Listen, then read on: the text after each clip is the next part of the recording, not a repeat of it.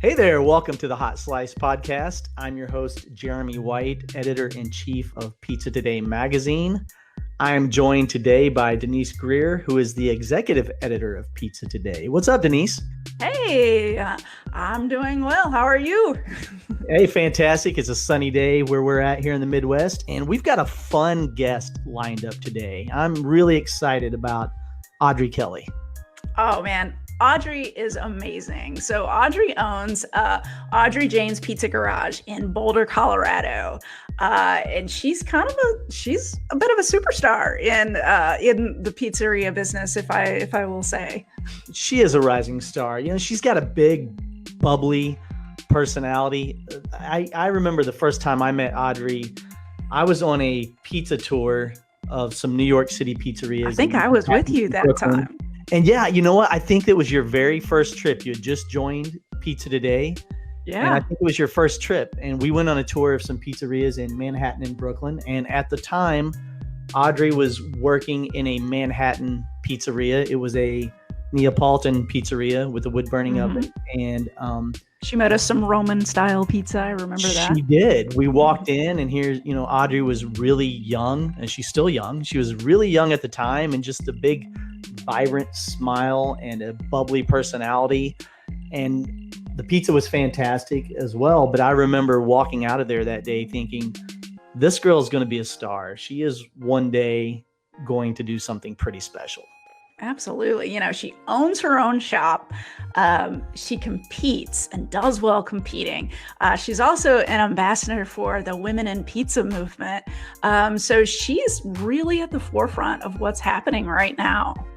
She really is. And, you know, she's got a pretty diverse background as well, because she was making Neapolitan pizzas and now she's making New York style pies, grandma, Sicilians. So she's really has experimented, played with dough formulas over the years. And she's just a great resource for us because of that experience that she has. Oh, absolutely. And we love having her write some kitchen articles for us. And we'll kind of dive right into that in our discussion. Yeah, we definitely need to talk to her about that. She's done a really good job. She's written 5 or 6 articles for us over the past year, and I've learned a lot from what she has had to say to her peers in the pizza industry. Performance Foodservice is proud to deliver high-quality products, innovative technology, and custom operational solutions to restaurants of all sizes across the country. The flagship division of Performance Food Group, with deep roots in the restaurant industry, Performance Foodservice has been the exclusive distributor of the Roma family of brands for more than 65 years. This signature relationship has allowed Performance Foodservice to become a leader in the pizza and Italian segment of food service nationwide. Your pizza is more than a craft, it's your legacy. Make it extraordinary with Bacio Exceptional Italian Pizza Cheese. Created by expert cheesemakers for a superior melt, endless stretch, and its signature kiss of buffalo milk, a taste that is rich and creamy beyond compare. Build your legacy with monthly cash rewards and marketing support through the Bacio Gold Club. Schedule a demonstration at baciocheese.com/hotslice. Pizza is your legacy. Build it with Bacio. I absolutely love it. It's such a different creative outlet for me. It's a little nerve-wracking because I know I'm writing for a bunch of pizza people who really know their stuff, so that part of it causes a little bit of stress, but in general, it's amazing. Yeah, you're killing it, Audrey. I really enjoyed your contributions. I enjoy reading them each month. I have learned a lot myself, and that's what I was going to ask you about. Do you ever, when you sit down to write the article, do you ever second guess yourself and say, wow, everyone who's reading this are pizza professionals as well. They've, 20, 30, maybe 40 years in the business of making dough, putting together pizza. Are they going to have their own way and doubt my way and doubt my advice? Does any of that go through your mind when you write an article? Absolutely. Yeah, it's probably the first thing that goes through my mind. And certain articles that I write, I definitely ask other professional opinions on it, especially the one about Sicilians and Grandmas. Like, I have my way of doing it, and I think, it's not necessarily the correct way, or it's how other people do it. So I like to get a variety of opinions and, a little more knowledge on different subjects. And also certain things I write about, I change my processes a lot. So like, a few months down the road, I might do something completely differently. So I try and write how I do it at the moment and really state that this is my way. It's not necessarily how other people do it. I love that though. Isn't that the beauty of pizza? Is it literally, it sounds cliche, but literally when you open up a dough ball, it is a blank canvas. I mean, maybe I go with red sauce, maybe I go with pesto, maybe I just go with some olive oil and garlic. Maybe maybe I use meat, maybe I don't.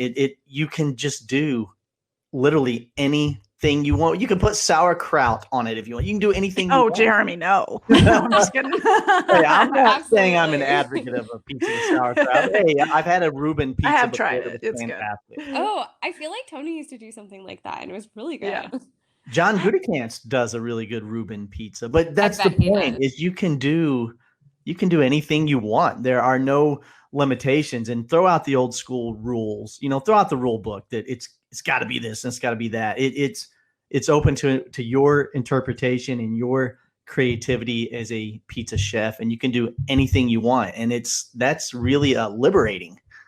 I agree. Yeah, it's one of my favorite things about pizza too. Well, Audrey, for the folks that don't know your background, you've been trained really well in pizza before you set out and opened your own spot. What? Tell them a little bit about kind of how many styles you kind of got in your repertoire. Yeah, I have been trained very well. I've been very fortunate to have some really great mentors. So right now, I actually started out making Neapolitan pizza just to learn exactly how to make it and perfect it. And I can say I was a little biased. Like I didn't love New York style as much as I obviously do now. I think once you get to know a style, you really appreciate it more. And once you put your own spin on it, you appreciate it more. But I've moved away from Neapolitan and wood-fired, and now at my place, we're doing mainly New York style and Sicilian and Grandma pies. You use deck ovens, correct? We have an electric deck oven. Electric deck oven. Okay. And what's the, obviously the differences are pretty substantial, but from the point of view of someone who's baking the pizza on a daily basis, what are the major differences, the things you have to take into consideration between a wood-fired oven and a electric deck oven? So I guess I never really used a gas-fired oven because like the high heats really drew me in, and that's why I loved wood-fired. And an electric oven kind of accomplishes the same thing. We don't get ours as hot as like 900 degrees, which a wood-fired runs, but you can still like cook the pizza really fast. And it cooks a little more similarly than like a gas oven. Okay. What temperature do you bake at? I know you have different styles, so I'm sure there's different temperatures, but yeah, so kind of we run us through cook that. at about 650. And the main difference I think is that it's going to be a longer bake. Like a wood fired, you're going to use different ingredients in your dough. It's going to cook the dough differently. Depending on if you can also, change the temperature of your wood fired. You can accommodate it to your needs. Like I know not everyone who has a wood fired cooks at 900 degrees, right? Right. Yeah. So talk about your dough process a little bit. How many ingredients are in your dough? So we use flour, water, we do a sourdough starter. We do a little bit of malt, which is like the main difference between kind of wood fired and New York style, I would say, because you're adding a little sugar to your dough to help it color. And then we do some sea salt and extra virgin olive oil. What does the malt do? You say it gives it color. Does it change the flavor profile any as far as you can tell, or is it just really a thing just to help the dough look a little darker? In my experience, it's mostly just to kind of color the dough. It also, helps the natural yeast feed a little bit more. It's going to change your fermentation process a little bit as well. What is your proof process? How long is that dough refrigerating for? So we refrigerate it for, well, right now. Summertime. It's very busy and it's summertime. Yeah. So since we do a sourdough, it's a lot about just kind of the feel of the dough. So we're doing an initial 5-hour bulk fermentation, and in the winter we leave that at room temperature. And right now we're putting it in the walk-in just because our restaurant's so hot, and the dough would just like explode. And then we ball it up and leave it out for another couple hours, and then we're refrigerating it ideally 1 or 2 days. But we've been so busy that times we're using it day of. You're talking to a sourdough aficionado here. Oh, awesome. Yeah, Jeremy keeps our sourdough living right now. So Nice. Well, we're excited. We decided about 4 years ago to elevate our process in the Pizza Today test kitchen, just as a way to better serve our readers. And one of the things we did was start our own sour. It is now 4.5 years old. We've maintained it for 4.5 years, and it's really getting a really fantastic flavor. And I like what it does for our pizza dough when we make dough in the Pizza Today test kitchen. But why did you choose to work with sourdough? What made you want to get into that? Because obviously, as you know, it takes a lot of time and attention. It does, yeah. It was always something that like really interested me. I love like the science behind it, and just that I know all pizza dough is in a sense a living thing, but the sourdough like truly is. And I love that you can just kind of, it takes on a whole new character, I think, the dough. Mm-hmm. And it's not as consistent, I would say, and that's the biggest challenge of it. But because you really have to, as you know, you have to really watch your dough. Like it changes on an hourly basis. We're not lucky enough to have like a temperature controlled dough room. Maybe one day. But we have these big garage doors that open, so the temperature is constantly fluctuating. So it's something that, you're really having to watch the rise of the dough to know when to ball it, when to cool it down more. Like we add ice to our dough, especially in the summer. So you have to kind of change that as well. How old is your starter? But, it's about the same as your guys' actually. Oh, nice. Yeah, so it's still a baby, I would say. But it's also interesting just to see how much the flavor does change. Like our dough has gotten so much better, I think, just in the last year. Isn't that fun though, to see your dough literally evolve over time and literally get better and more complex as you go? And you're like, wow, I'm kind of doing it the same way I did 2 years ago to a large degree, but this sour is changing, and it's changing the texture and the flavor of my finished crust. Yeah, it's so cool. And yeah, it's amazing. It's like every little thing fluctuates it, so, which is good and bad. Like I realize if like I wasn't there all the time, I probably couldn't do like a sourdough pizza. I can nerd out on this all day. How often do you feed your sour, and do you ever find like, it's out of control, it's bubbling, it's ready to go, and we're not making dough for another 12 hours? How do you handle situations like that? Yeah. So we feed it twice a day. So we'll feed it like right before we leave at night at around 9 o'clock, and then we make dough 12 hours later at 9 a.m. in the morning, which seems to be working because at night the temperature is way more consistent in the restaurant, just because like everything's shut down. The air conditioning is actually working.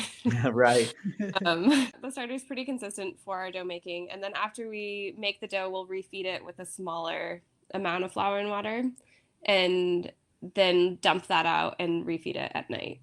So it's like a twice a day process. Audrey, do you know Will Grant? I do know Will, yes. So he's got a sourdough started as like 47 billion years old or some 122 years old. Well over 100 years old. It's insane. Yeah, I went to Italy with him last year, and I was grilling him about it.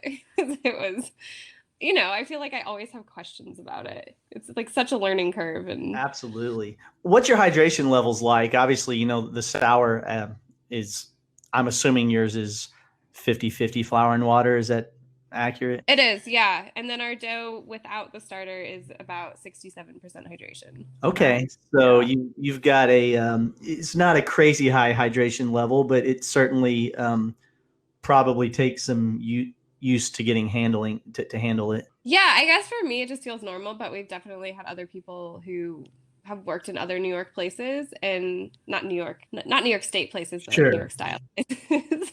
And they are it takes them a minute to get used to it because it is a lot less stiff than some of the doughs. But I also think the hydration contributes because we're at such a high altitude. I don't know the science behind that, but I know that if I like try and do somebody else's recipe here, like I always end up adding a little bit more water. Yeah, can you talk a little bit about the altitude? Because when I first met you, you were actually working in a pizzeria in New York City, and now you're up in the mountains of Colorado. So, Yeah. it's someone who has always lived in the Midwest and never lived at altitude. Does altitude really impact your process that much, and how so? People ask me this all the time, and I probably should research and know the answer to it, but like I grew up in this town, and it's always just been normal for me. You know what I mean? Yeah, sure. And so I guess like whenever I bake, I've always done a certain recipe, and of course in New York it was different. I've changed my dough process so much since opening my place that I can't quite compare it to when I was in New York. Mm-hmm. I think even more than the altitude, it's like the humidity factor, because the East Coast is so humid. Like I think that adds extra moisture to the dough without adding actual water. That makes sense. But I don't, unfortunately, have a scientific answer for that question. No. But I should, because I do get asked it all the time. Like, well, how do you change your dough for the altitude? And I'm like, I don't know. I just make it. I don't know. I just make it the way I make it, and it turns out. I dig it. Hey, Yeah. the $1 million question is, how many people have their hands in your dough making process? Because I hear people that are like, nobody touched my dough but myself or somebody else. Who's touching your dough making? So it's me, and I have one other person who does it. And he's gotten really good. Like he's great at making it. And then my husband actually, he used to make it, and then he kind of stopped working at the restaurant for a while, and now he's relearning it. So I guess you could say 3 of us. But I used to be the only one who did it, and then you kind of get to a point where like you can't do it all. And if last year I was traveling a bunch, so it was necessary to have, you have to have someone making the dough if you're not there. Yeah. You make dough once a day, twice a day. How many dough balls on a typical day are you making? So we make it once a day just because of our process, like the bulk ferment and then the extra rise when it's already in the balls outside of the walk-in takes about 10 hours. So we are making right now about 200 pounds of flour. So that's Wow. about 380 pounds of dough, right around there. Yeah. Now we keep hearing that right now it's like Super Bowl every Friday, Super Bowl every Saturday. How are you guys adjusting to kind of being on so much and just cranking it out so hard? The beginning was definitely rough. Like it took a little acclimation to being so busy, but luckily I have a really good team. At first we thought it was going to be, we didn't know it was happening. So at first we thought, oh my God, we're going to be completely quiet. We kind of like pared down the staff, and it was a shift because we used to have really, really busy lunches, like a line out the door, sliced salads, and we'd have 4 people there. And then the nights would be busy as well, but it's a different busyness because it's mostly to-go pies. And it kind of shifted that we didn't really have a lunch because, there's no workers or nobody going to their office, no one out and about. And we'd get a lot of to-go pies then during the day, but we shifted. At first, it was just like me and Jose, my manager, who was there. And then I added another person, and now we almost need 5 people during the day just prepping. Oh, wow. Getting ready for the night. And we have some of the lunch business back now too. Are you still doing your Sicilian and Grandma right now? We are, yeah. The Sicilians, that's been a shift as well. The Grandma, which we call our patty with the sesame crust, has become super popular, and I know it looks really good. I really want one. Keeping up with it. Well, whenever you're in Boulder, I will make you one. Yeah, over the last few years, I have become a really big fan of the Grandma. It's so simple, but there's so much flavor and perfection in that simplicity that it really appeals to me right now. Do you find yourself having to educate your customers on what a grandma pizza is? Do they ask you why you call it a grandma, or do they think it's just named after your grandma personally? Yeah, people definitely, they don't quite get it here. There's certain people who know what it is and they seek it out. And then other people, I think, just really have had it, or they've had it or heard about it, and they love it because of just trying it. So yes, the education is key. I feel like my biggest frustration is when people say they just want like the deep dish one and we don't serve deep dish pizza, which nothing against deep dish. It's fantastic. It's just like, first of all, I have never made it, so I don't claim to know how to make deep dish. And second of all, like it's a Sicilian or a Grandma. It's not anything like it. But this, yeah, it's interesting. It's been a shift lately. The Grandma has definitely had a lot more requests for it, and it really holds up our line when we make it because we cook them. We don't do a par bake on our Grandmas, so it kind of takes a little bit longer for them to cook. So we've been kind of reworking it to figure out how to make more of them and how to not make them take as long. So we're par baking the Grandmas now. I got you. I was going to ask how it contributes to your menu mix. Is it, 30% of pizza sales, 50%, 80%, 10%? No, it's probably like 10%. Yeah. Okay. Yeah. The New York is the biggest seller for sure.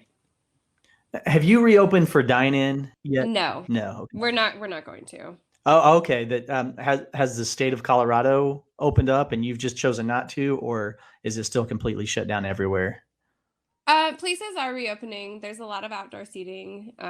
We have such a small dining room. It doesn't really make sense for us.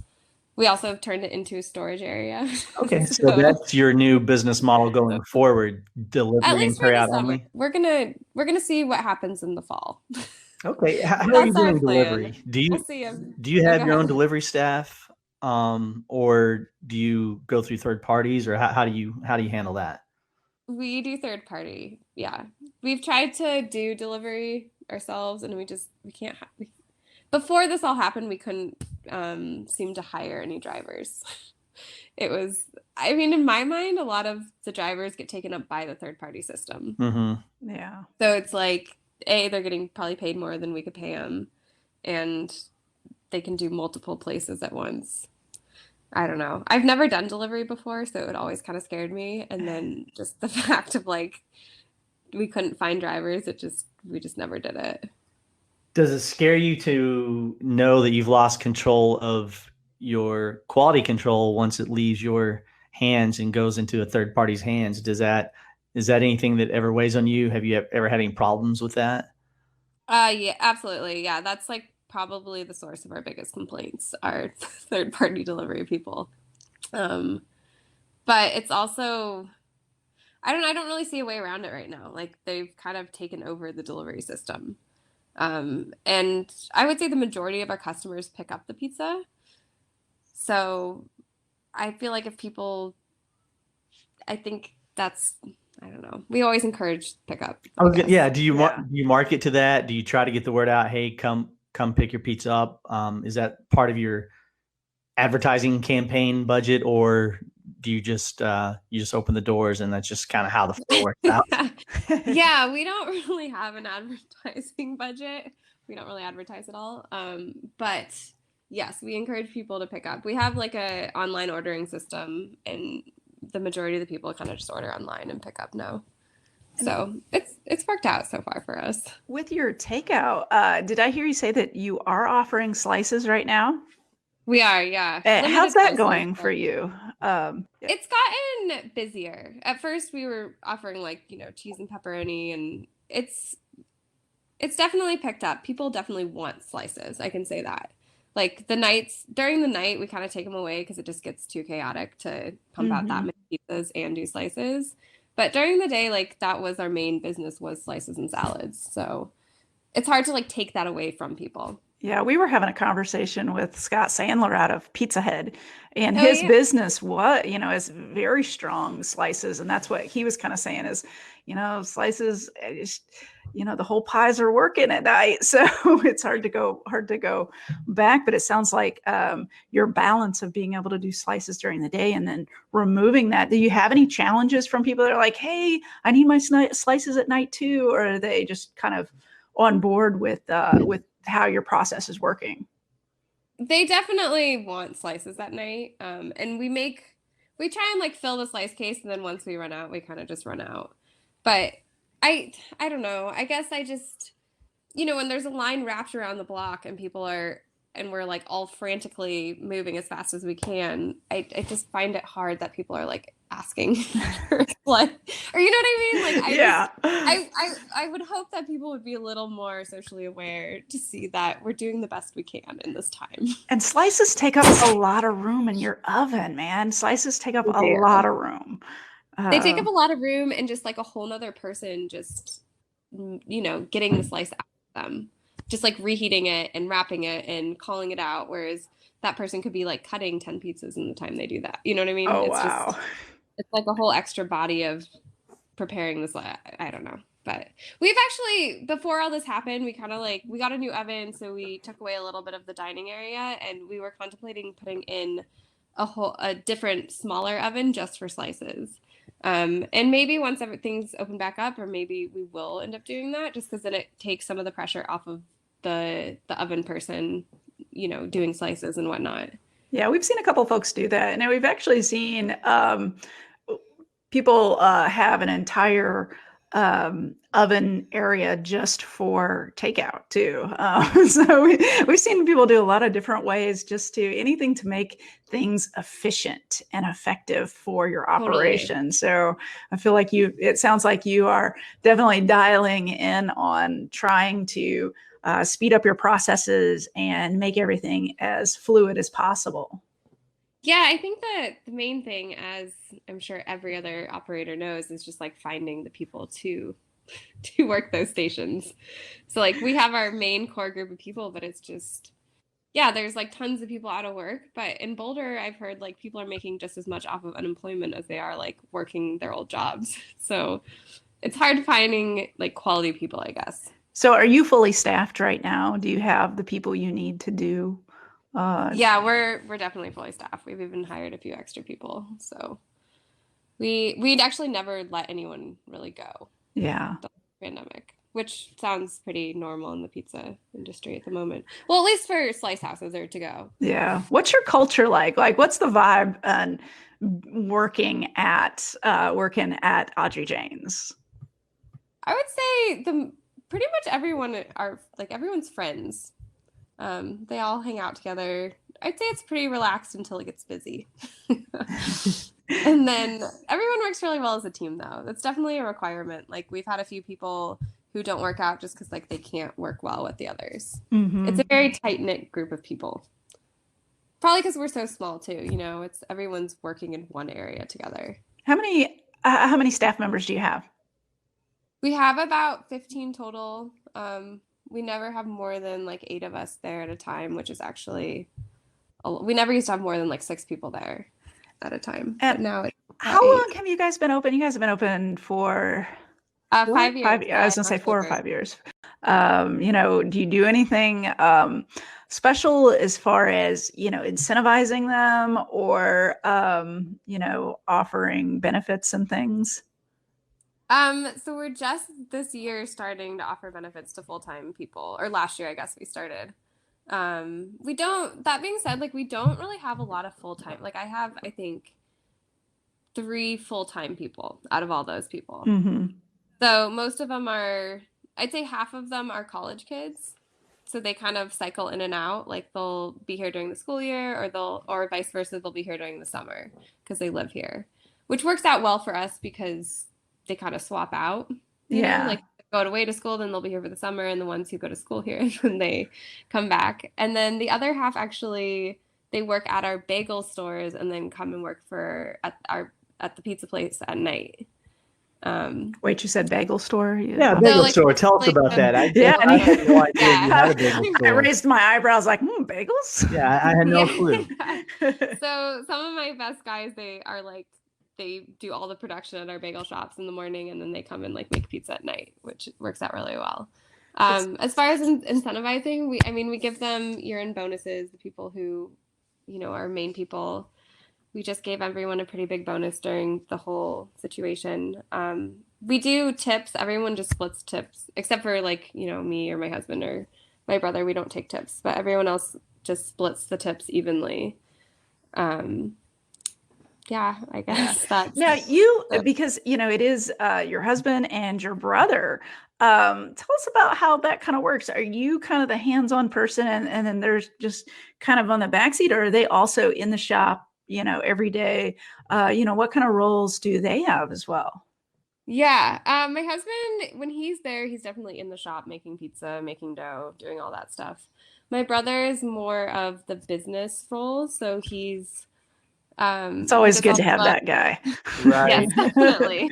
I'm terrible at that, so it balances out really well. Like I do kind of the creative day-to-day stuff, and he does all of the money stuff. Which works out too because, it's hard to work with family. So Generally Yeah. speaking, the person who has their hands in the dough and loves to make the food doesn't necessarily always become the best option for handling the money in a business. So it's good to have that without question. absolutely. And I think it's good to, acknowledge your weaknesses. Like not everyone is good at everything, at least in my mind. Right. Well, one thing we know you're good at, Audrey, to switch gears, is making pizza. And we've got you lined up at the Pizza Pasta Northeast show in Atlantic City this year to do a couple of food demonstrations. I think you're Oh, doing yeah. a Sicilian and Yeah. Grandma demo and a simple topping combination. So I know that's still a few months out. You probably haven't really worked too diligently on what you're going to prepare, but what are you thinking? What are you thinking you're going to do out here in Atlantic City? Well, I definitely am thinking about how to do my grandmas and Sicilians because we do have like a long process of rising. So I think I'm going to keep those pretty simple and just focus on the techniques on the grandmas and Sicilians. As for the toppings, I think really kind of just focusing on different cheeses and meats and veggies and like which ones pair well and kind of like the different flavor profiles and textures and how to like accomplish a cohesive pizza out of different ingredients. Do you have any rules of thumb you like to abide by? For example, I don't like to put more than 4 toppings on a pizza, or 2 toppings, or 8 toppings, or whatever that number is. At what point does it become too much? Like when a customer I want pepperoni, sausage, bacon, pineapple, jalapeno, green peppers, black olive, and they just get out of control and they're up to like 18 toppings. Do you ever at what point do you say, wow, this is not going to work? I mean, I say it pretty quickly. I'm not huge on like loading up pizzas. Mostly because like our dough it's not like a super crunchy dough, so it gets soggy if you add like 1,000 toppings. We don't have green pepper, pineapple, or black olives, so that takes away some of that. No green pepper. That's unique. No. I'm sure there will be 1,000 people who disagree with this, but I don't think it really has any flavor. I don't think it adds anything. You have roasted red peppers? We don't have that, but I do love them. Okay. Now, the no pineapple, is that because you're in the camp that says it's a mortal sin to put pineapple on a pizza, or are there other reasons for that? If people want pineapple, they can have it. I really like to focus on like fresh ingredients, and most pineapple, like I know you can get a fresh pineapple, but that's a lot of work. It's a lot of work. It's a lot of waste. Unless I created like a special pizza for it, I don't think I'd have it. So I'm not against pineapple. I'm not gonna Makes take sense. One of my favorite topping combinations. Yeah, one of my favorite topping combinations is like a really spicy sopressata with pineapple, jalapeno, and like some hot honey. That's okay. Well, that sounds good. That speaks to my soul. So when people like are ready to wage World War III over whether or not pineapple should be on a pizza menu, I'm like, hey, anchovies have been on pizza menus from But they're so good, anchovies. See, that's where I can't do. They're too salty for me. I can't do the anchovies. Okay, I don't mind. I've come a long way with anchovies. Like now, when I get a Caesar salad, like they have to be in there. And on pizza, I have had them. And even like I've come around to olives too. Like I used to not be, because I didn't really like salty things. So to have olives, I didn't know that there was anything but those little black ones in the can that taste like nothing. Yeah. See, we do Castle Beltrano. So we have olives, and I feel like they're like they're very mild green olives. I think it's just the color that throws people off. Yeah, I'm all about the green olives. I think they have more flavor personally. Now, my wife disagrees. She loves the black Yeah. olives on pizza, but give me the green. Yeah. Jeremy, have you ever been to Italy? I have. I've been to northern Italy a few times, Parma, Venice. Because that's what really changed anchovies for me. Like, I was always a little skeptical, but when you have them there and they're fresh and it's just like the best thing. And I think you like slowly work your way into like the really salty ones. That makes sense. The thing that my first time over at Parma, the thing that really opened my eyes was I had a lot of really fantastic pasta dishes, specifically ravioli that had pumpkin. And Oh yeah. I was like, wow, I growing up in the Midwest, pumpkin is a Halloween thing, pumpkin pie at Thanksgiving. I never had pumpkin used in that manner, and I absolutely loved it. So you could definitely have your eyes opened when you travel and experience new things. And maybe one of these days you guys will convert me to an anchoviist. But right now, no, give me the pineapple instead. That's fair. Going back to go ahead. Oh, no, go ahead. You said you're going to go back to something. Absolutely. Going back to like the loaded toppings, we definitely do not have a supreme. My husband actually has an ongoing joke that we should do a really fancy cheese pizza and call it our supreme, and then people will be I like it. very Nice. Yeah, which I know is just kind of mean though, because so many people love their supreme pies. Yeah. Now you are a competitor. I mean, you with the International Pizza Challenge and the competition in Italy, you are out there in the forefront of pizza. Well, I guess. It's an interesting thing because I'm like very competitive with myself. So like if something goes wrong, like I'm just so hard on myself that every time I'm like, well, maybe I just won't compete anymore, and then of course, the next competition comes, and I'm like, well, I just have to enter now. Yeah. What are you taking away from these? What are you coming back to your shop like, oh my gosh, we can grow in this, I went to Italy and I see so much that, we could do differently or that we can learn from or grow from. Absolutely. Yeah. That's one of the hugest things from competitions is not only are you learning from the different places that you see, but you learn so much from the people you're around. Like the other competitors, you see things, you learn things, you're just talking to everyone. I mean, that's one of my favorite things about the pizza business is that like I'm constantly learning from all of my other people around me. Yeah. And I think you're a real inspiration to a lot of those other folks competing. Well, I say that as you went from working in a kitchen to owning your own pizzeria. Some folks like that's their end goal and you're there. You know what I mean? So it was, I mean, that was kind of always my goal. Like I always knew I wanted my own place. So how, for especially those listening that don't quite have a shop yet, what do you think your best advice to them would be for, that jump, that transition? Just do it. I mean, at some point you do have to just do it. I think the number one thing is to really have like a clear vision of what you want and really be committed to it because it's not easy. Like I think going into it, you have all these ideas and these fantasies of how great it's going to be.